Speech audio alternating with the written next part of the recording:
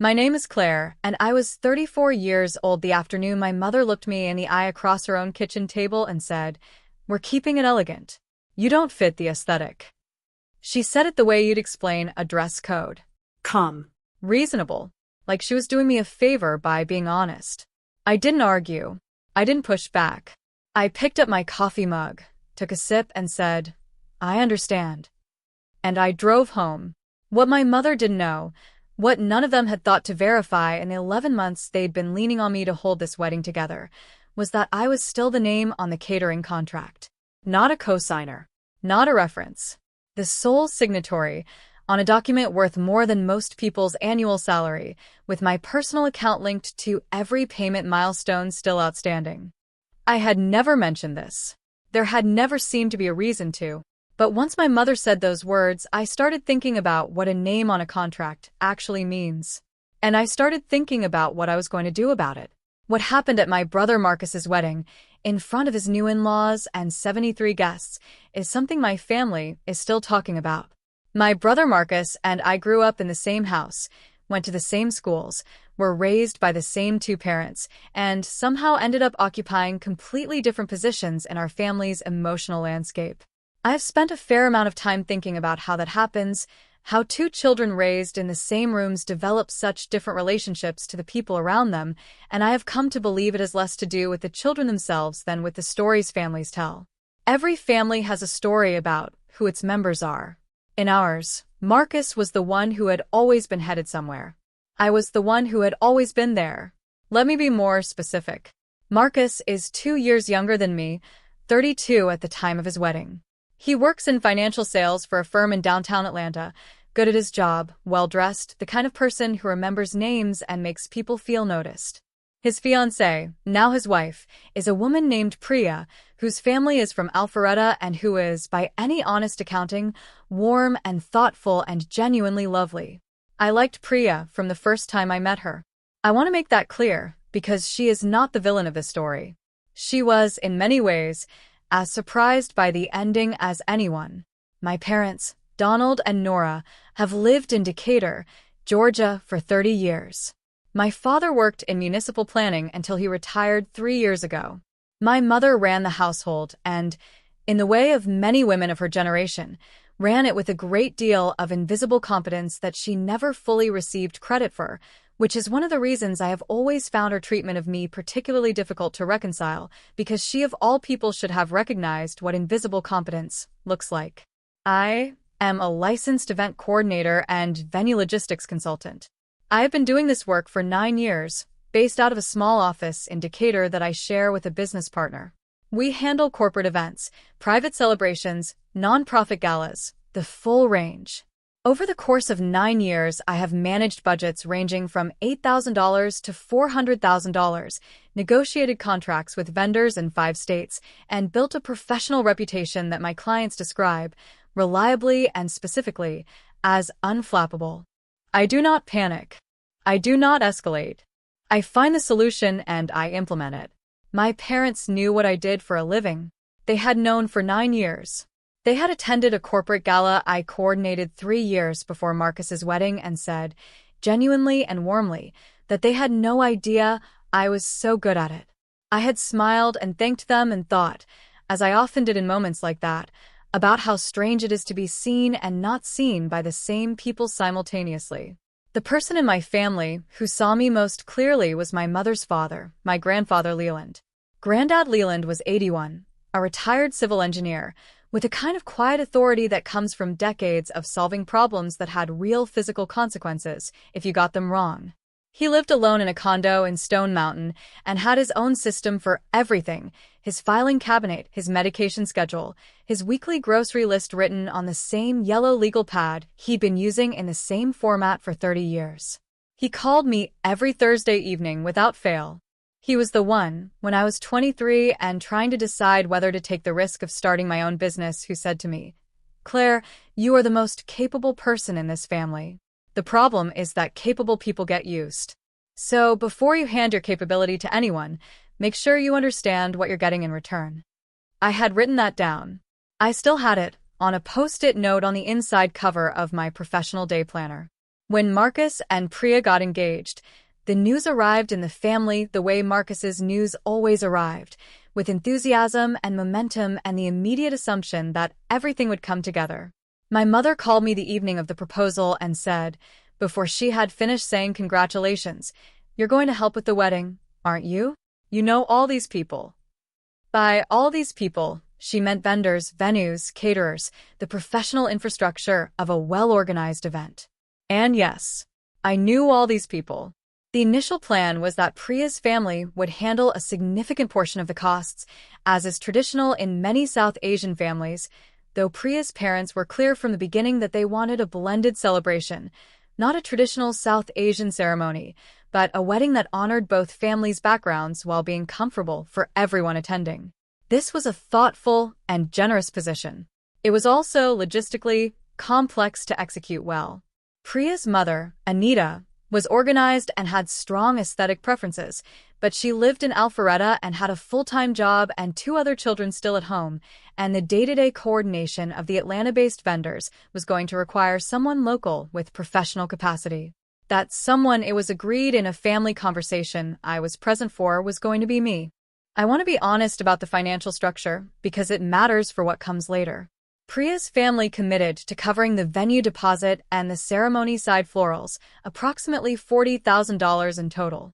My parents committed to covering the rehearsal dinner and the photographer, about $18,000. The catering was the largest single-line item, and, because of the complexity of the menu requirements, the vendor relationship was going to require significant professional management. It was agreed, explicitly, in a conversation with my parents present, that I would take point on the catering contract, negotiate the terms, and handle all coordination. The expectation was that my parents would reimburse me as invoices came due. The catering company was called Provision Table, a well-regarded Atlanta outfit that I had worked with professionally on 4 prior events. I knew their team. I knew their contract structure. I negotiated a full-service package, cocktail hour stations, plated 4-course dinner, dessert service, full bar for 73 guests at a total contracted value of $52,000. I signed the contract in my name as the coordinating professional because that was the standard practice when I was managing a vendor relationship professionally. The account linked to the payment schedule was my business account. My parents were aware of this arrangement. They had seen the contract summary. They had signed off, verbally, on the reimbursement structure. The first payment milestone, a $15,000 deposit, came due 8 weeks after signing, and I paid it from my business account. My mother texted me afterward. "Thank you, sweetheart. We'll sort out the money piece soon." That text is still in my phone. For the following 8 months, I was the operational engine of Marcus and Priya's wedding. I coordinated the venue logistics with the event space, a restored industrial venue called the Langford in Midtown Atlanta. I managed the timeline with the photographer, a woman named Bex whom my parents had selected. I oversaw the florals on the Atlanta side, handling the reception centerpieces and the welcome installation that Priya had designed from a mood board she'd built over 18 months. I attended 3 venue walkthroughs, 2 catering tastings, and 1 full vendor alignment meeting where I sat in a conference room for 4 hours, making sure that 7 different vendors were operating from the same timeline. Through all of this, the reimbursement conversation never happened. My parents made 1 partial payment, $8,000, about 4 months before the wedding. The remaining $7,000 of the initial deposit was never mentioned again. And as the second payment milestone approached, another $20,000 due to Provision Table 90 days before the event, my mother called and said, carefully, that things were a little tight right now. Could I just cover it, and they would settle everything after the wedding? I said yes. Because that is what you do in a family when someone asks. The total I had advanced to Provision Table by the time the wedding was 3 weeks out was $38,000. The amount my parents had reimbursed me was $8,000. The outstanding balance they owed me was $30,000. The final catering balance, $14,000, due the week of the wedding, had not yet been paid. I knew all of this. I had a spreadsheet. I have always had a spreadsheet. My grandfather Leland taught me that the person who keeps the records is the person who knows the truth, and knowing the truth is never a disadvantage. What I did not yet know, what I had not yet had to think about, was what I was going to do with that truth. The shift began, as these things often do, gradually enough that I almost missed the shape of it. The first indication came at a family dinner at my parents' house, about 4 months before the wedding. Priya's parents, Anita and Raj, were there along with Marcus and Priya, and it was meant to be a planning dinner, a chance to align on the final details of the day and make sure both families felt good about how things were coming together. I had prepared a coordination summary, a 2-page document laying out vendor timelines, outstanding decisions, and payment milestones. I printed copies and brought them to the table. My mother looked at the document, thanked me for it, set it face down beside her plate, and moved on. Anita picked hers up and read through it carefully and said, "This is exactly what we needed, Claire." "Raj, look at this." Raj looked at it. He asked 2 specific questions about the venue timeline. I answered them. The rest of the table talked about the menu. After dinner, while I was helping clear plates, I overheard my mother and Anita in the kitchen. Anita was saying something about the coordination being so seamlessly handled, and my mother said, "Oh, we have a wonderful wedding planner. She's been just indispensable." She did not say my name. She said, "A wonderful wedding planner." Anita said, "Who is it? We should thank her." My mother said, "It's handled centrally, through the venue. It's all been very smooth." I stood in the hallway with a stack of dinner plates and said nothing.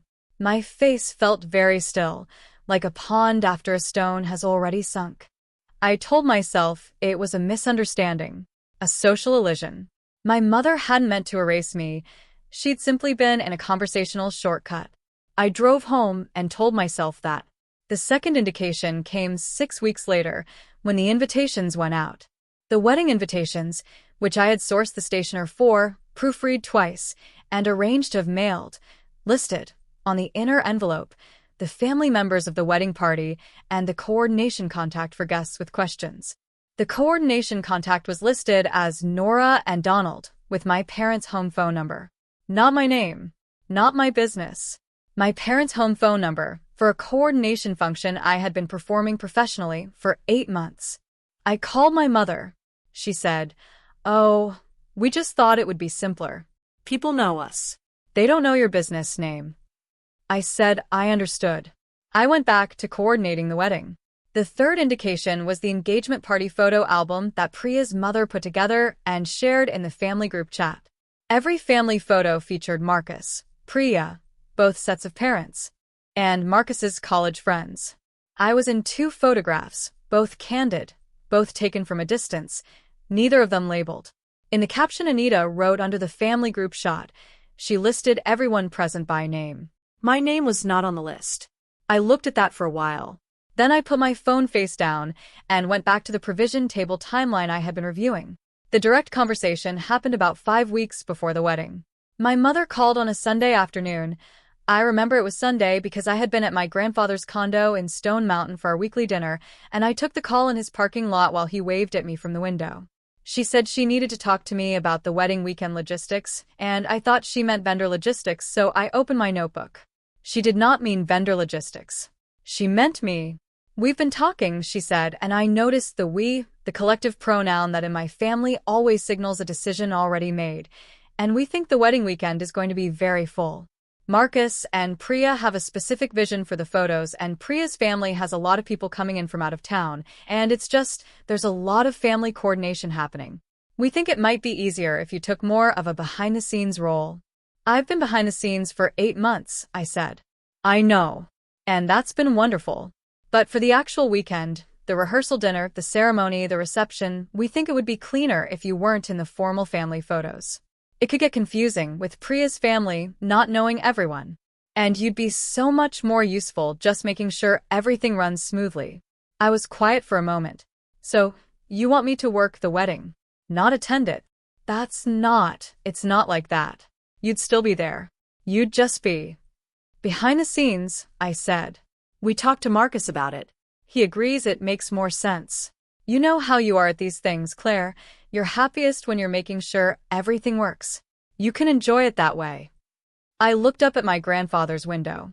He had gone back inside. The parking lot was quiet. Something settled in my chest that was not quite anger, and not quite grief, something more like the slow, final click of a thing locking into place. "I'll think about it," I said. She took that as a yes. The week after that conversation, I received a message in the family group chat, a thread that included my parents, Marcus, Priya, and Priya's parents, with the finalized weekend schedule. The rehearsal dinner guest list was attached. My name was not on it. Neither was a +1. The message was from Marcus, and it ended with, "Can't wait to celebrate with everyone. Claire, let us know if there are any vendor questions this week." I read that message sitting at my desk at work, in my small office indicator, with the provision table file open on my screen and $38,000 of my money currently sitting in their payment ledger under my signature. "Let us know if there are any vendor questions." I closed the file. I opened my day planner. I found the post-it note on the inside cover, the one with my grandfather's words on it, and I read it. Then I picked up my phone and called Provision Table. Not to cancel. Not yet. I called to ask a simple question. If the final payment of $14,000 was not received by the due date, what were the contract terms? The account manager, a woman named Dorinda, whom I had worked with for years, walked me through it. Per the contract I had signed, if the final balance was not received within 5 business days of the due date, the contract would be considered in default. In a default situation, Provision Table would require confirmation from the signatory of record before proceeding with any service. As the signatory, I would need to authorize continuation of the contract. Without my authorization, service would be suspended. "Has anyone else contacted you to take over the account?" I asked. "No," Dorinda said. "You're the only name we have." "All right," I said. "Thank you, Dorinda." I hung up. I sat with that for a while. Then I called my grandfather. He listened to the whole thing without interrupting, which was characteristic of him. When I finished, he was quiet for a moment and then he said, "What are you going to do?" "I don't know yet," I said. "Yes, you do," he said. "You've known since you called Dorinda. You're just deciding whether you're allowed to." He was, as usual, correct. The final piece, the piece that removed any remaining ambiguity, was a phone call from my mother 4 days before the wedding. She called to go over the weekend logistics, and at the end of the conversation she said, as a kind of afterthought, "Oh, and Claire, we were thinking for the reception, it might be better if you stayed mostly in the back, near the vendor station, just so you're available if anything comes up. Priya's family has a lot of guests, and we don't want anyone to be confused about whose family and whose." She stopped. Restarted. "You know what I mean." "I know what you mean," I said. "You don't fit the aesthetic," she said. She said it kindly. That was the part one kept coming back to later. She said it kindly, like she was helping me understand something about myself rather than making a choice about her daughter. "We're keeping it elegant. And you know how you are. You're more comfortable managing things than being in the middle of everything." I said I understood. I said I would be in touch about the final vendor confirmations. Then I hung up and sat very still at my kitchen table for a long time. And then I decided. I did not cancel the catering contract. I did not call Provision Table and tell them to pull out. What I did was simpler and, in the end, more honest. I did not pay the final balance of $14,000. The due date came and went. I did not send a payment. I did not send a message to my parents about it. I simply did not act. And I waited to see what would happen when the contract went into default. The wedding was on a Saturday. The venue, the Langford, was a beautiful space, a converted textile warehouse in Midtown with high ceilings and original brick and the kind of warm industrial light that photographs beautifully. I had toured it 4 times. I knew every corner of it. I arrived at 4:15 in the afternoon, 90 minutes before the ceremony, because I had a vendor confirmation to handle and because, contract or no contract, I had been professionally responsible for this event for 8 months, and I was not going to let it fall apart over something as simple as a missed payment. I want to be honest about that. My intention had never been to destroy the wedding.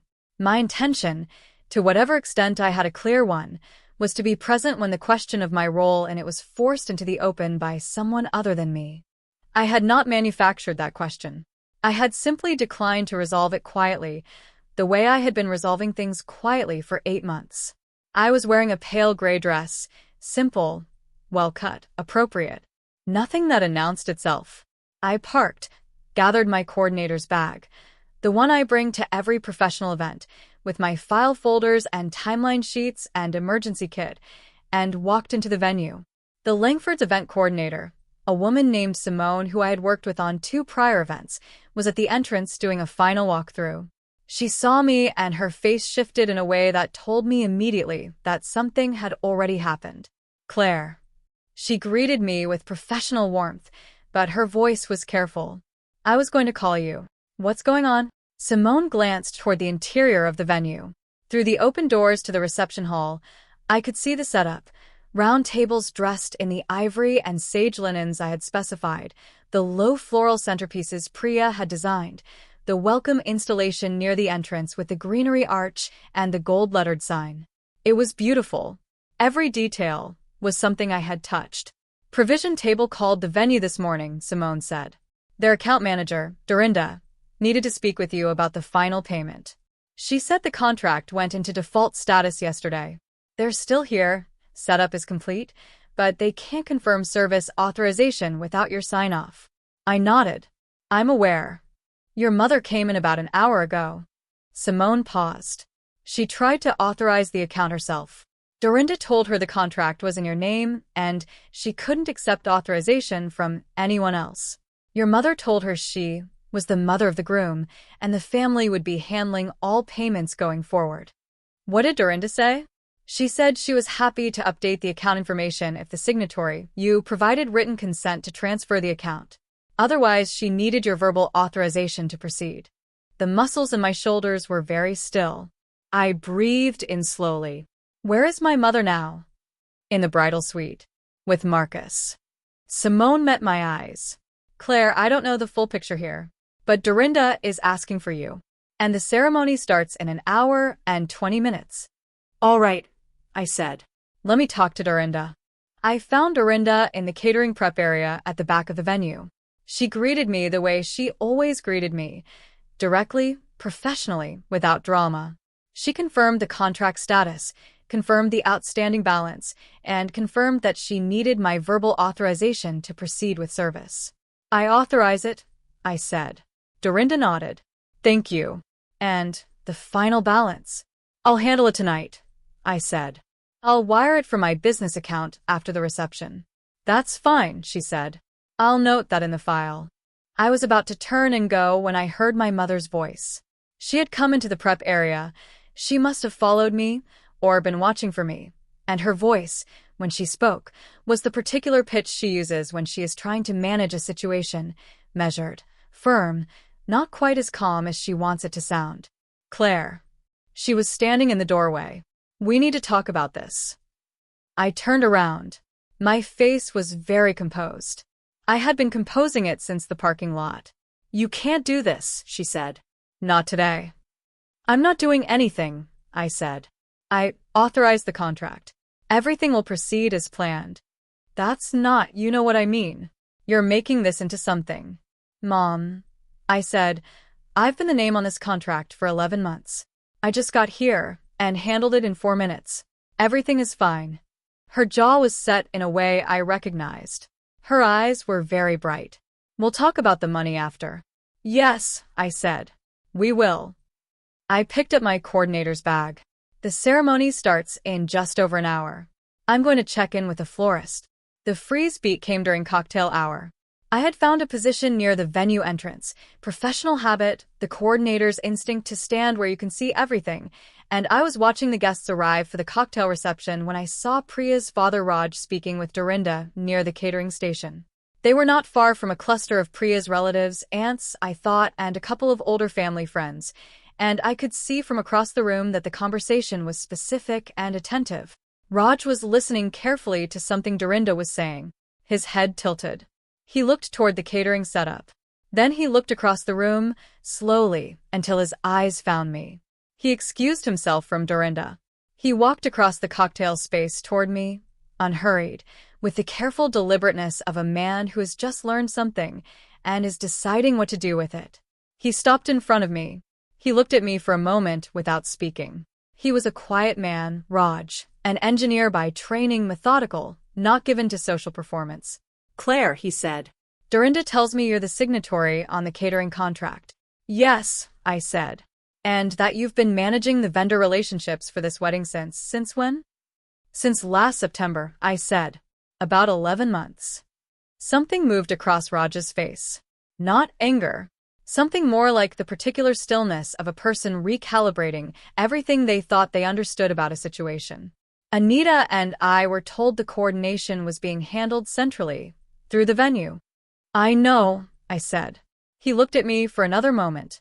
Then he said, I see. And then, quietly, I'm sorry, Claire. He said it like a man who knew exactly what he was apologizing for, and the weight of it was not lost on me. He turned and walked back across the cocktail space toward his wife. I want to tell you how I experienced the reveal because from my position it was not a single moment, it was a wave. One conversation that set off another that set off another, like a series of doors opening in a corridor. Raj spoke to Anita. I watched Anita's face change, that specific, contained shift of a woman who has just been told something that reorders her understanding. She looked toward the catering station.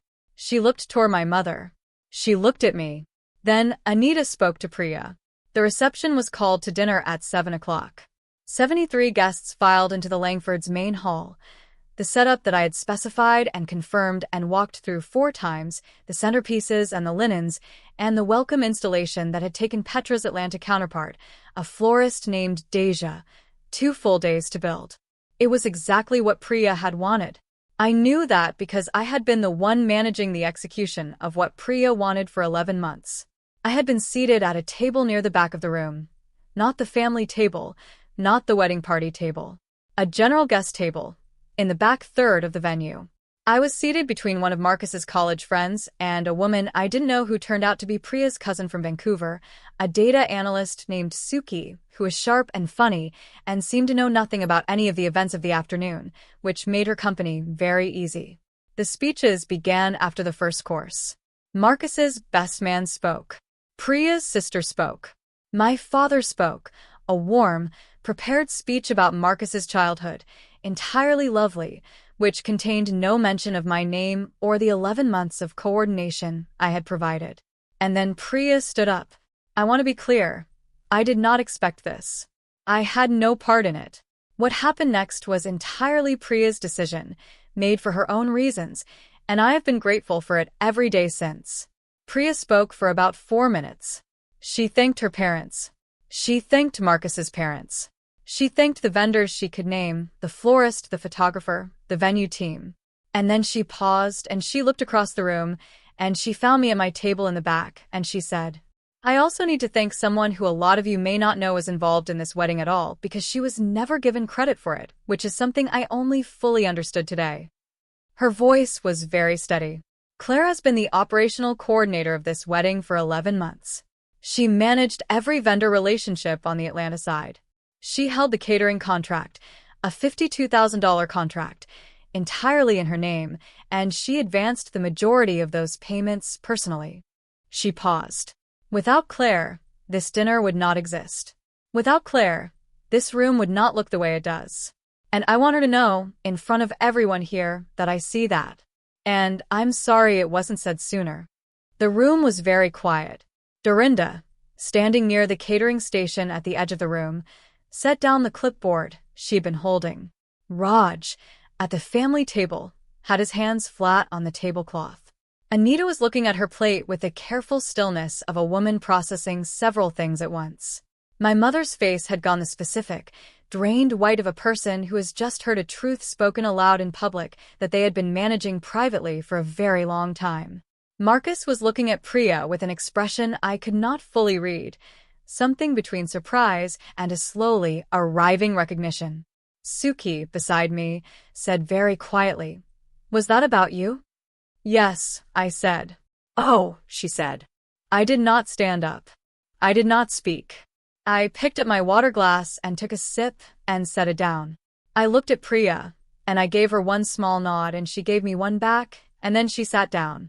That was the reveal. Witnessed by 73 guests, by both families, by the catering team who had been present for the contract conversation that afternoon. Delivered not by a vendor or a legal document, but by the bride herself, the one person in the room whose word on this subject could not be questioned. My grandfather had said the person who understands the paperwork always has the upper hand. He was right. But he had never quite anticipated that the paperwork would be understood by someone else first. The reception continued. Weddings have a momentum of their own. The cake, the dancing, the photographs, the particular social physics of an event that has been anticipated for a year, and that momentum did not stop because a difficult truth had been spoken. But the texture of the evening shifted. You could feel it in the way conversations formed and reformed across the room, in the careful reconfiguration of who was speaking to whom. Raj came to my table during the dancing. He pulled up a chair and sat across from me and spoke directly, the way he did everything. Anita, and I would like to understand the full financial picture, he said. What you're owed. That's between me and my parents, I said. It may be, he said, but this wedding was presented to us as a shared undertaking. We committed $40,000 to that understanding. If there are outstanding debts that we weren't told about, I'd like to know. He looked at me steadily. Not to make trouble. To understand what actually happened. I thought about that. Then I opened my coordinator's bag, took out the spreadsheet I had been keeping for 11 months, and handed it to him.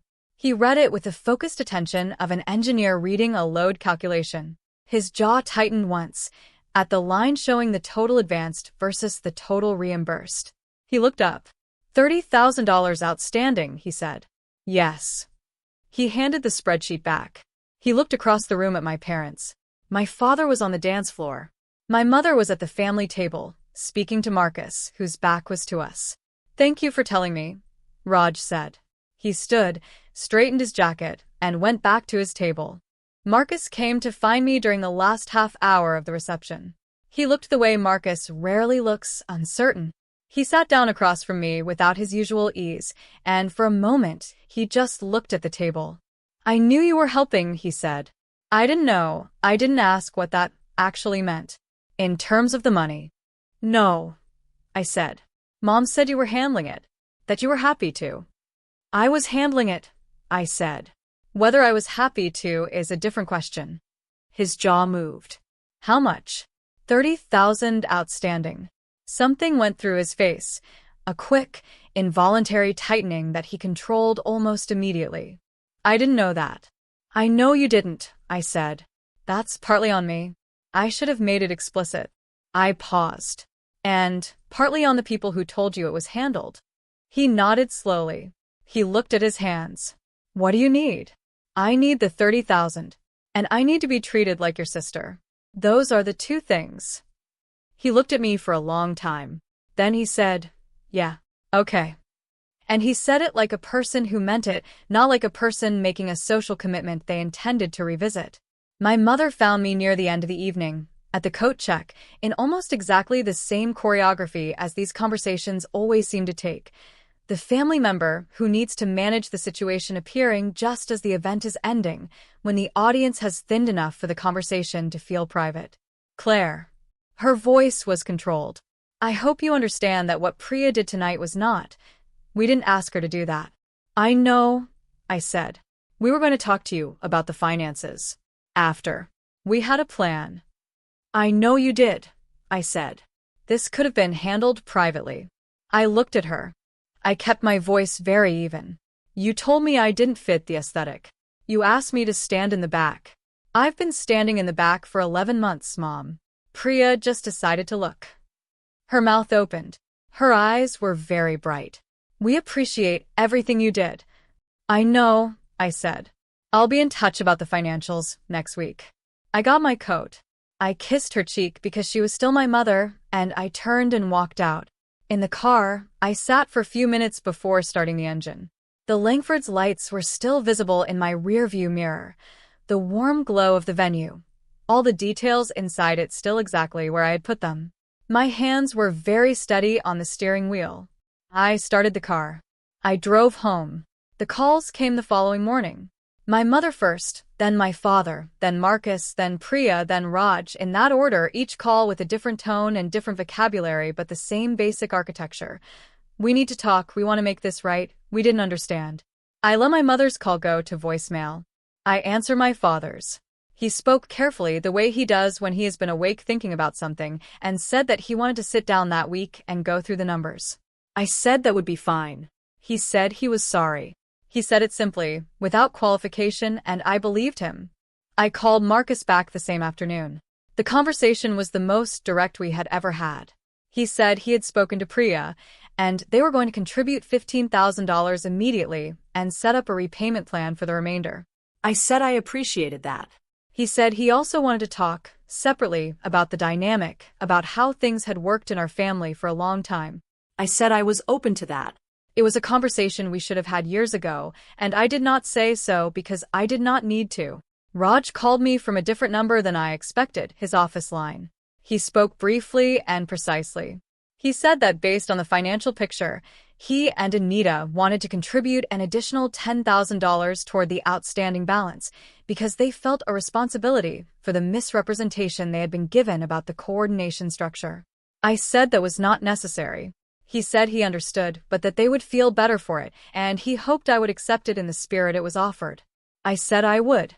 I thanked him. He said, "You did excellent work, Claire. You should have been credited for it from the beginning."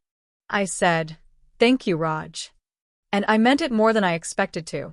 The total outstanding balance was settled within 6 weeks. Between Marcus and Priya's contribution, my parents' repayment, and Raj and Anita's gesture, the full $30,000 came back to my business account. I noted it in the spreadsheet with the same precision I had noted every other entry. The social architecture shifted more slowly, the way it always does. Priya and I had lunch 2 weeks after the wedding, just the two of us, at a place in Midtown she chose.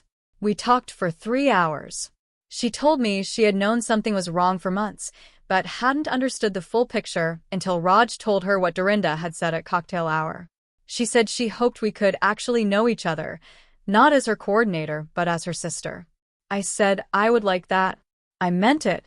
At the family Thanksgiving dinner that year, the first one after the wedding, I was seated at the main table beside my grandfather Leland, across from Priya. My mother passed me the serving dish first. It was a small thing. She did it deliberately, and we both knew it, and neither of us mentioned it. Granddad Leland leaned over to me during dessert and said, very quietly, "I heard what happened at the wedding." Priya told me. She did. She did. He was quiet for a moment. You handled it right. You let the truth sit in the room, and you didn't run after it. You taught me that, I said. I know, he said. I'm glad you listened. Here is what I understand now, looking back at 11 months of carrying something that was never fully acknowledged. The mistake was never in the helping. Helping is something I am good at, and something I find genuinely satisfying. The mistake was in the assumption, mine as much as anyone's, that the people I was helping could see the full weight of what I was doing without being shown it. My grandfather's advice had always been about understanding the paperwork.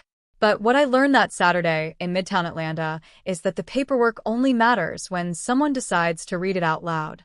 Priya read it out loud. Not because I asked her to, because she looked. I have thought about what it means to be capable in a family. How capability gets mistaken for availability. How the person who handles things becomes the person who is expected to handle things becomes the person who is never quite seen as something other than the person who handles things. And I have thought about what it takes to break that pattern.